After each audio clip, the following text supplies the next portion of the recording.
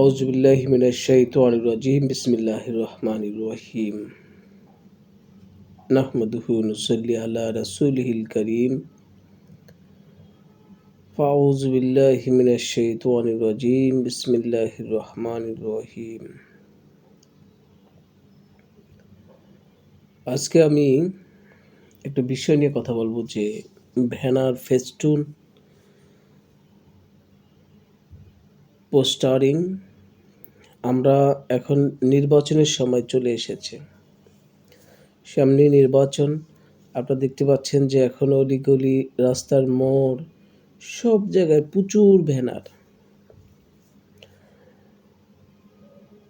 এক প্রকার ঢাকা শহরে এখন এমন কোনো জায়গা নেই যেখানে ব্যানার, ফেস্টুন, পোস্টার নেই।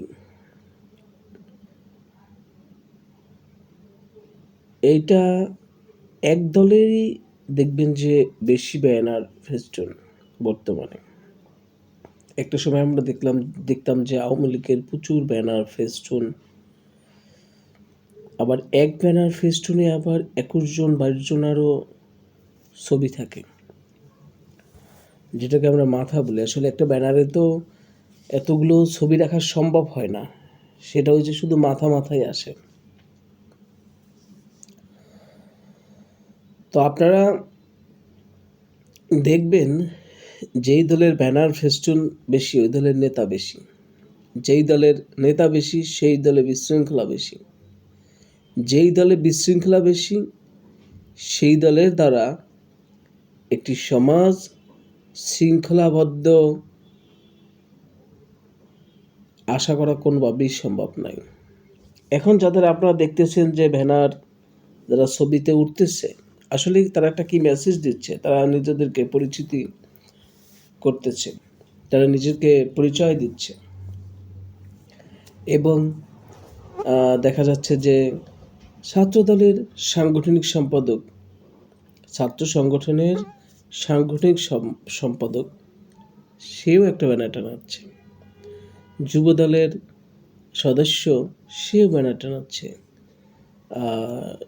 যুগ্ম সাধারণ সম্পাদক, সেও একটা ব্যানার টানাচ্ছে। মানে তারা পরিচয় দিচ্ছে যে আমরা এলাকার অমুক দলের তমুক নেতা। আর এইটা করার কারণ হচ্ছে সে ভবিষ্যতে যাতে আপনার কাছে গেলে আপনি তাকে চিনতে পারেন, বা আপনি তাকে সহজে বুঝতে পারেন যে ইনি বিএনপির অমুক নেতা।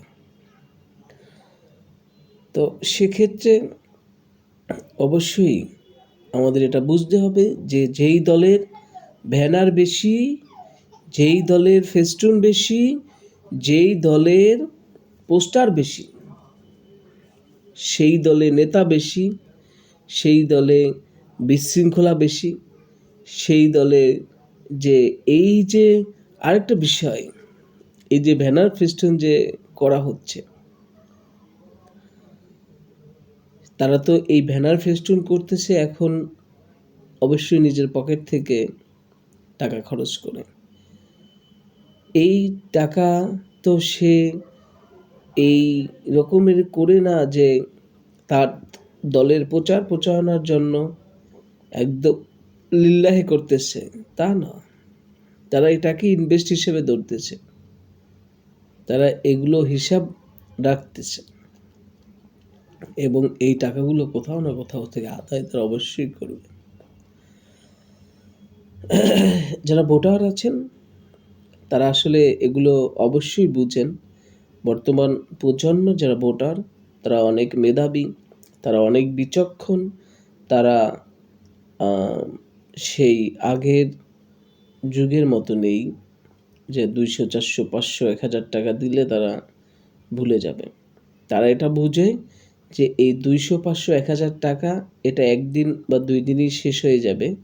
কিন্তু তারা যদি কোনোভাবে কোনো জালেমদেরকে নির্বাচিত করে, কোনো টেন্ডারবাজকে নির্বাচিত করে, কোনো জুলুমকারীকে নির্বাচিত করে, কোনো চাঁদাবাজকে নির্বাচিত করে, কোনো দখলদারদেরকে নির্বাচিত করে, কোনো ওই দলকে নির্বাচিত করে যেই দলের নেতা বেশি, যেই দলের বিশৃঙ্খলা সর্বদাই বিরাজমান থাকে, যেই দলে সর্বদা নিজেদের মধ্যেই মারামারি কাটাকাটি লেগেই থাকে, সেই দলকে তারা নির্বাচিত করে ভবিষ্যতে এই বাংলাদেশকে বিশৃঙ্খল তারা করবে না এবং তাদের জুলুম নির্যাতন তাদের রাহাজানিরও শিকার অবশ্যই হবে না।